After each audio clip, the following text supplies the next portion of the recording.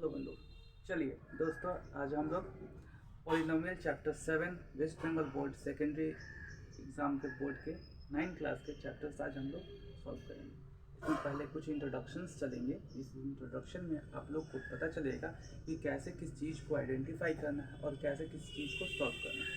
इससे पहले ये ज़्यादा लंबा वीडियो होगा नहीं, क्योंकि अगर ज़्यादा लंबा होता है वीडियो तो स्टूडेंट क्या होता है, आप लोग बोर हो जाते हैं। तो छोटा ही 10-12 मिनट का बनेगा, ठीक है। उसके बाद सेकंड पार्ट भी आएगा, तो आप लोग जरूर फॉलो कीजिएगा और देखिएगा और समझिएगा क्वेश्चन को। तो यहाँ पर हो रहा है पॉलिनोमियल, जिसको हम लोग हिंदी में बहुपदीय व्यंजक बोलते हैं। तो पहले एक बात क्लियर कर दूँ कि हम लोग जो पॉलिनोमियल पढ़ेंगे तो उसको हम लोग क्या बोलते हैं, उसको वन वेरिएबल्स बोलेंगे, ठीक है। वन वेरिएबल कहने का मतलब क्या, पहले ये समझ। जैसे 2x, ठीक है। उसके बाद 4x² प्लस 3, उसके बाद क्या लिख सकते हैं 4x² प्लस 5x प्लस 2। उसके बाद लिख सकते हैं हम लोग इसको 4x³ plus 5x² plus 2x plus 3, ऐसे लिख सकते हैं। तो इसमें एक चीज़ देखने वाली कॉमन सी बात है कि सभी में x है। सभी में x है। जब हम सभी में x हम पाते हैं तो इसको हम वन वेरिएबल या एक व्यंजक या वन व्यंजक का रूप में कह सकते हैं। वन व्यंजक नहीं कहकर हम लोग एक चल राशि वाले, जैसे कि इसको एक चल राशि बोल सकते हैं, एक चल राशि, या x is a single variable बोलते हैं। क्यों? क्योंकि हर एक सम्स में, हर एक पोर्शन में देखिए सिर्फ x ही मेंशन किया गया है, ठीक है। इसके बाद कुछ बातें समझते हैं कि क्या है। x एक चल राशि है। अच्छा, वेरिएबल कहने या चल राशि कहने का मतलब क्या होता है, ये पहले समझते हैं। चल राशि कहने का मतलब ये होता है कि अगर इस सवाल दिया हुआ सवाल के एक एक हिस्से, एक एक पार्ट में अगर x की वैल्यू बदलते हैं तो सवाल के सम्स के जो वैल्यू होंगे वो टाइम टू टाइम चेंज होते जाएंगे। इसलिए इसके नाम रखेंगे वेरिएबल। वेरीज मतलब चेंजेस होते रहते हैं, ठीक है। तो इसके लेकर हम लोग पहले बात करते हैं कि आखिर ये क्यों ऐसा, इसका नाम पॉलिनोमियल क्यों रखा गया, वेरिएबल्स क्या है। पहले ये कि ये 2x को लेके बात करते हैं। 2x क्या है? 2x के अंदर x एक वेरिएबल है जिसका स्थिरांक, जिसका कांस्टेंट 2 है। 2 is constant in x is variable। x is variable, यहाँ पर बोल सकते हैं 2x में 2 स्थिरांक है जहाँ x एक चल राशि है। 2 is constant, x is a variable. तो यहाँ पर एक चीज़ देखने को मिलेगा कि हम लोग के पास, इसको हम लोग अभी ऐसे बार बार पढ़ना अच्छा नहीं लगता है। तो x क्या है? x एक हमारा एक टर्म है, एक वेरिएबल है, और यहाँ पर 2 क्या है? कांस्टेंट। इस कांस्टेंट को हम लोग कांस्टेंट नहीं बोलते हैं, हम लोग कोएफिशिएंट बोलते हैं। The x coefficient of x is 2। क्या लिख सकते हैं इसको? ऐसे लिखने का एक तरीका है, ऐसा लिखना है। बुक्स और मैंने लिखे हुए सब जगहों पर ऐसे ही है, बट इस तरह से डिफाइन करने से बेहतर ऐसा लिख सकता है, coefficient of x is 2। Coefficient of x मतलब x जो वेरिएबल है उसका कांस्टेंट क्या होगा? 2 होगा। इसको हिंदी में मतलब कि इसको इंग्लिश में हम लोग डिस्क्राइब करना सबसे बेहतर होता है। दूसरा, इसको हिंदी में ही लिख सकते हैं गुणांक। गुणांक x का 2 है, मतलब x का गुणांक जो है 2 है। 2 जो वेरिएबल है, x का जो वेरिएबल है वो 2 है, कांस्टेंट, ठीक है। तो यहाँ पर ऐसे लिख सकते हैं। अब ये सब चीज़ें लिखने के बावजूद हम लोग कुछ, इन सब चीज़ों का कोई मूल मायने नहीं है। इसके बाद अगर हम समझें तो इसके बाद जो पॉइंट टू पॉइंट जो बातें आएंगी उस चीज़ों को समझने की ज़रूरत है। जैसे अगर हम लोग देखें तो यहाँ पर 2x जो है यह एक मोनोनोमियल या एक बहुपदीय व्यंजक है। क्या लिख सकते हैं? मोनोनोमियल है। इसको बोलते हैं एक पदीय व्यंजक। ठीक है, इसको बोलते हैं एक पदीय व्यंजक। क्यों? क्योंकि इसका एक ही टर्म है। दूसरा, इसको क्या बोलते हैं? क्योंकि एक पद दो पद, दो हिस्से हैं, दो हिस्से हैं, तो इसको क्या बोलेंगे? बाइनोमियल। बाइनोमियल बोलते हैं द्वि क्या लिखेंगे हम लोग? द्विपदीय। क्या बोलेंगे? द्विपदीय। द्विपदीय व्यंजक। क्योंकि दो पार्ट है, एक और दो, इसमें एक ही पार्ट है इसलिए एक पदीय व्यंजक, इसमें द्विपदीय व्यंजक। इसको तीसरी की बात करी जाए हम लोग के लिए तो इसको हम लोग क्या बोलेंगे? एक दो तीन, इसको ट्राइनोमियल बोलते हैं। ट्राइनोमियल, इसको बोलते हैं त्रिपदीय व्यंजक।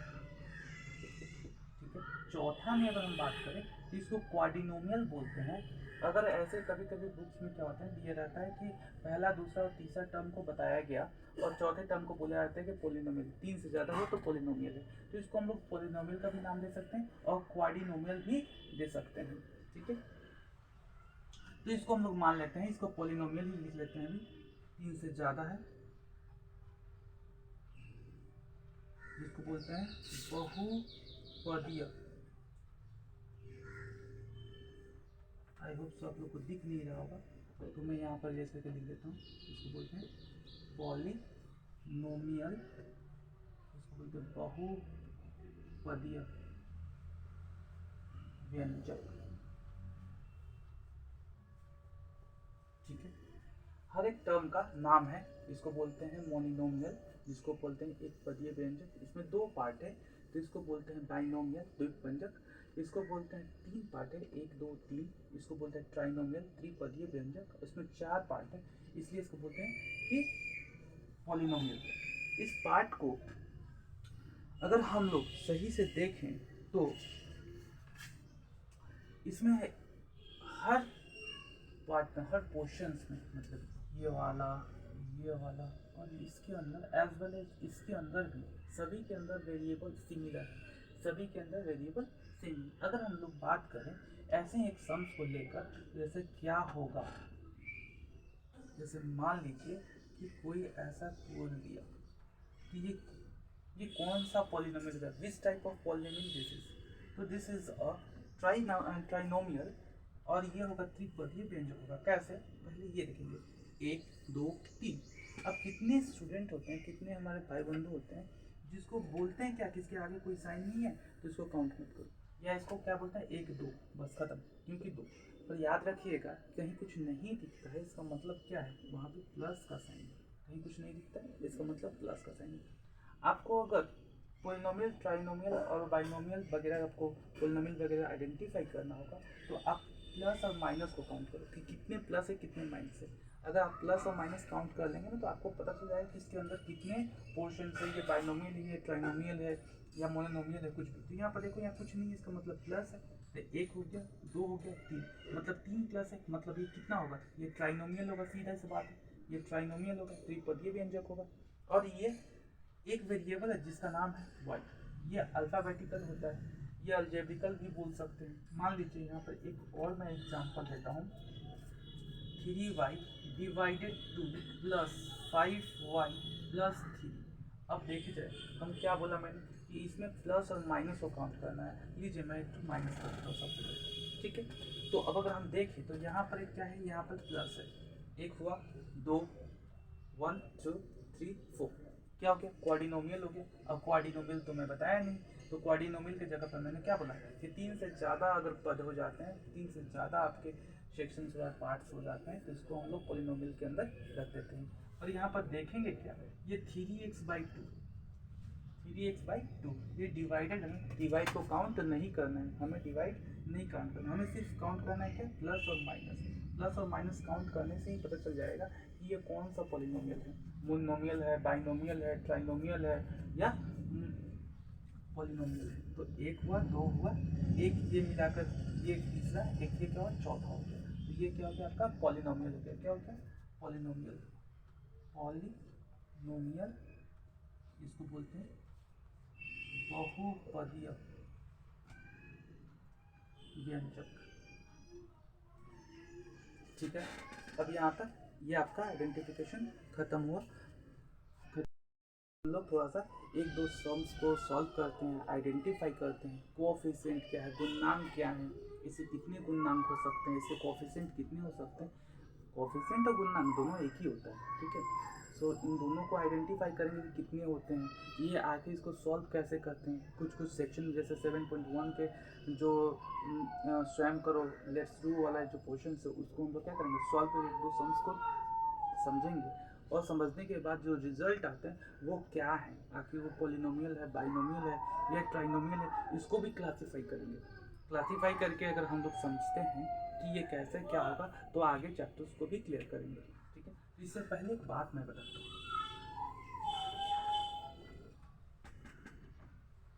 हूँ ये हूँ कि आप पहले जो बुक्स के जो इंट्रोडक्शंस दिए गए उसको क्लियरली आप पढ़ो। आप क्लियरली जब पढ़ोगे ना, जब क्लियरली पढ़ोगे तो उसका मतलब आपको समझ में आएगा कि वो क्या लिखा गया है। अगर आप समझो कि जस्ट वीडियो देख लूँ और देखने के बाद मैं समझ लूँ तो वैसे समझ में आपको नहीं आने वाली।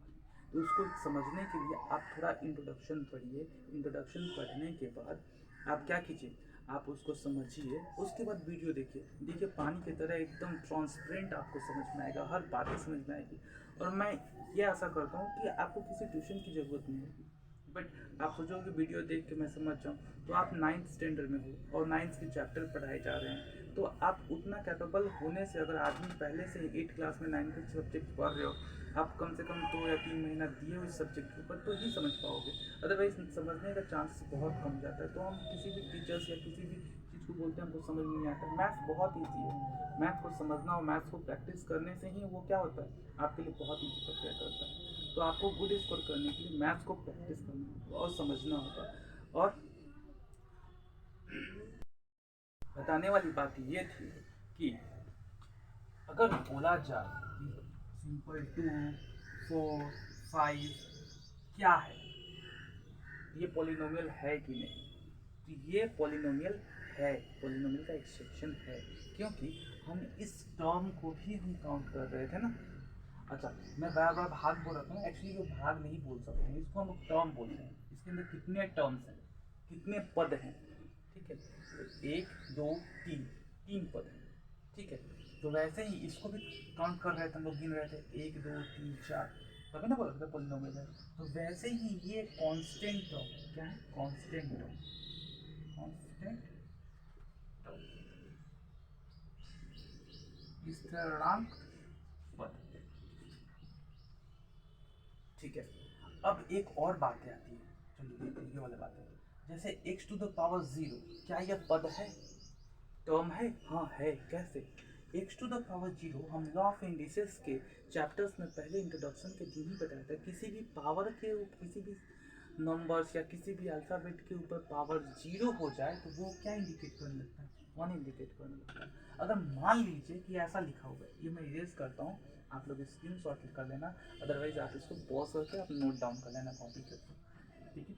अगर मैं समझूँ ये बात को कि जैसे 2x² to the power 0, 2x to the power 0 ऐसा लिखा है, तो ये क्या कितने टर्म है, तो ये पहला तो ये बात है कि ये मोनोनोमियल हो जाएगा और ये कांस्टेंट टर्म है। मोनोनोमियल कहने से ये मोनोनोमियल भी नहीं है, ये कांस्टेंट टर्म ही है। क्यों? एक्चुअली देखने कहने के बाद क्या है, x टू द पावर का वैल्यू क्या है तो 1 होता है और 2 को 1 से मल्टीप्लाई करते हैं तो 2 ही आएगा, तो ये कांस्टेंट टर्म है, ये मोनोनोमियल भी नहीं है। मोनोनोमियल कब कहेंगे, जब उसके साथ कोई एक वेरिएबल, एक क्या बोलते हैं एक वेरिएबल आ जाए, वेरिएबल आने के बाद कोई एक व्यंजक उसके साथ होना। याद रखिएगा, अगर कोई भी पोलिनोमियल होता है, कोई भी इक्वेशंस बनता है तो उसके साथ एक कोफिशिएंट आना जरूरी है, एक व्यंजक के साथ एक गुणनांक आना जरूरी है, जिसके साथ यह जो व्यंजक है, जो एक से जो वेरिएबल एक से इसके साथ जो है उसका कोफिशिएंट, उसका कांस्टेंट एक टर्म 2 जो है मल्टीप्लाई, इसके अंदर जितना भी होगा, इसके अंदर जितना भी सभी व्यंजक के साथ अपना अपना एक जो है गुणनांक होगा। जैसे x³ का गुणनांक जो है, x³ का कोफिशिएंट जो है वो 4 है, x² का कोफिशिएंट 5 है, x का कोफिशिएंट 2 है और 3 एक कांस्टेंट टर्म है, ठीक है। अगर बात अब थोड़ा सा आइडेंटिफाई करने की बात है तो थोड़ा सा हम लोग करते हैं सवाल को थोड़ा समझते हैं कि क्या कैसा है।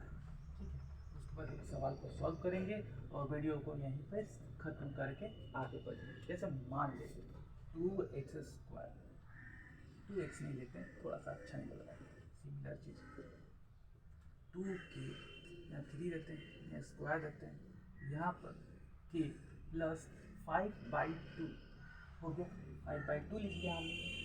अब लिखने के बाद पहले ये समझते हैं कि x³ व्यंजक का गुणनांक कितना है। देखिए x³ व्यंजक पूछा गया ना, x³ व्यंजक का गुणनांक मतलब कि what is the coefficient of x³।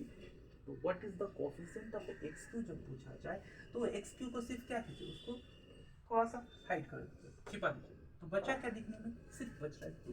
x³ का जो कोएफिशिएंट होगा, जो गुणनांक होगा वो 2 होगा। तो क्या लिखेंगे, कोएफिशिएंट ऑफ, क्या लिखेंगे, coefficient of k³ is what, 2। मतलब k³ व्यंजक का गुणनांक 2 है। क्लियर हुआ। एक ही चीज को मैं हिंदी और इंग्लिश दोनों में ही लिख रहा हूँ, ठीक है। फिर वापस देखा जाए, कोएफिशिएंट ऑफ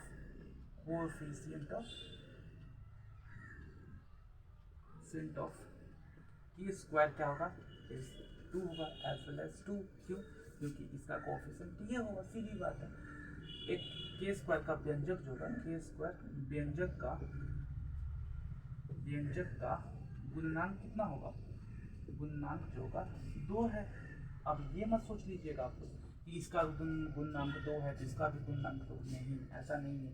यहाँ 3 भी हो सकता है तो ये भी 3 हो जाएगा, ये 4 होगा तो ये 4 हो जाएगा। अगर मान लिया जाए कि यहाँ माइनस हो गया तो ये -2 हो जाएगा, ठीक है। यहाँ पर प्लस है इसीलिए यहाँ पे +2 के बारे में बोला गया है, ओके। दूसरी बात अगर ले ली जाए, हम लोग इसको लेकर बात करें,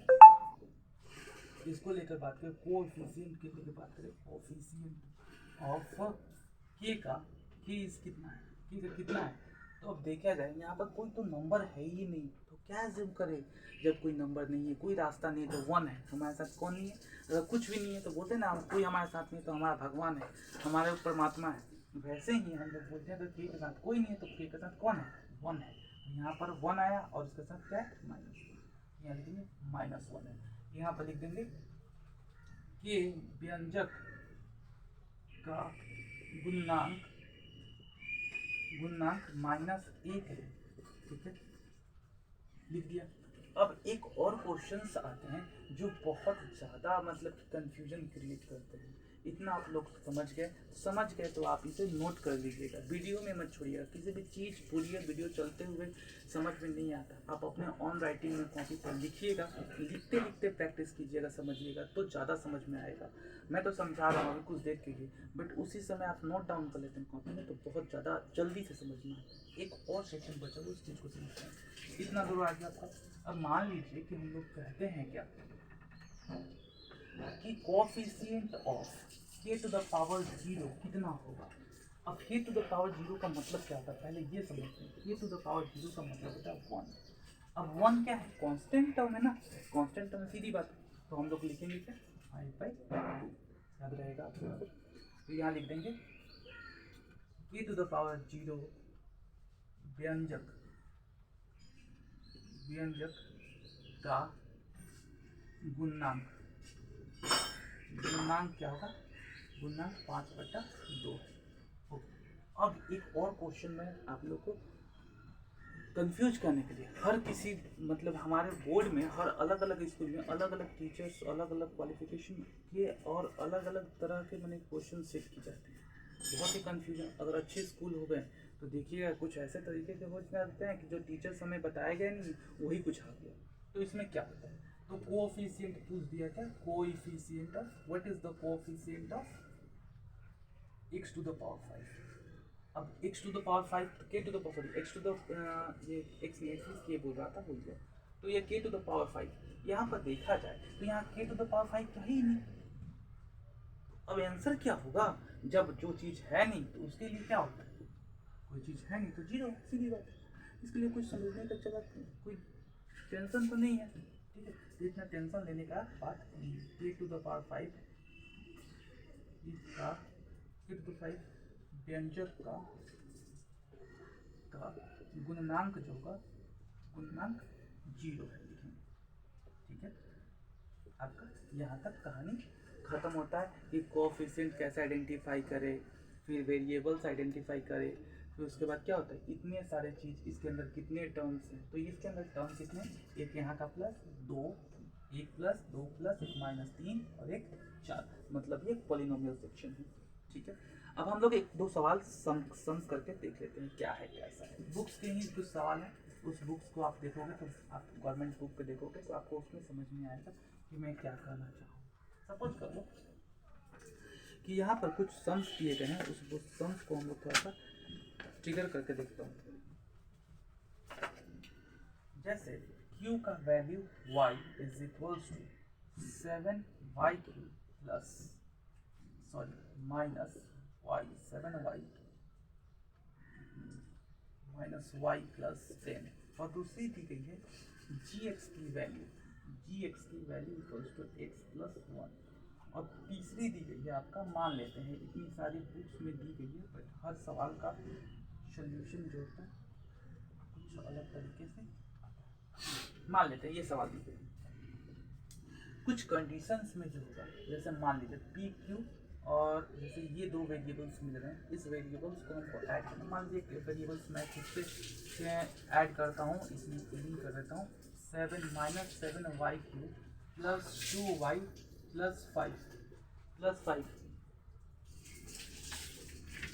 तो इसको अगर मान लेते हैं कि अगर हम लोग gx को px के साथ ऐड कर दें, ये दो पोलिनोमियल है, यहाँ पर देखोगे ये बाइनोमियल है पोलिनोमियल का, इसके अंदर पोलिनोमियल तो है बट ये किस तरह का पोलिनोमियल है, ये बाइनोमियल है, द्विपंचीय व्यंजक है, द्विपदीय व्यंजक है। कैसे, एक प्लस दो पोर्शन हुआ, दो टर्म हो गए, दो तो ये बाइनोमियल कहलाता है। अब यहाँ पर px की बात देखिए तो एक प्लस एक माइनस एक, तो ये टोटल मिलाकर 3 हो गया, तो ये ट्राइनोमियल हो गया, पोलिनोमियल का ट्राइनोमियल, इसके अंदर 3 टर्म है, 3 व्यंजक।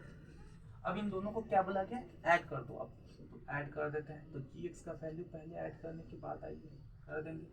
जैसे सम्स में बोला जाता है उसी तरीका से आपको सम्स को ट्रिगर करना है, आप उससे ज़्यादा इधर उधर नहीं करोगे तो सम्स आपका एकदम करेक्ट होगा।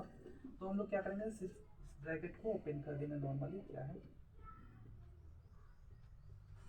अब देखते हैं क्या, x टू द पावर 4 क्या है, सबसे हाईएस्ट पावर है, इसको आगे कर देते हैं, फिर एक्स स्क्वायर है, फिर x है, और एक नंबर 1 है, एक नंबर 2 प्लस का दोनों ही, तो दोनों का ऐड करके अब देखेंगे क्या, ये इसके अंदर कितने टर्म हो गए, 1 2 3 4 टर्म, 4 जब टर्म हो गए, तो इसके अंदर ये क्या हो गया, पोलिनोमियल हो गया।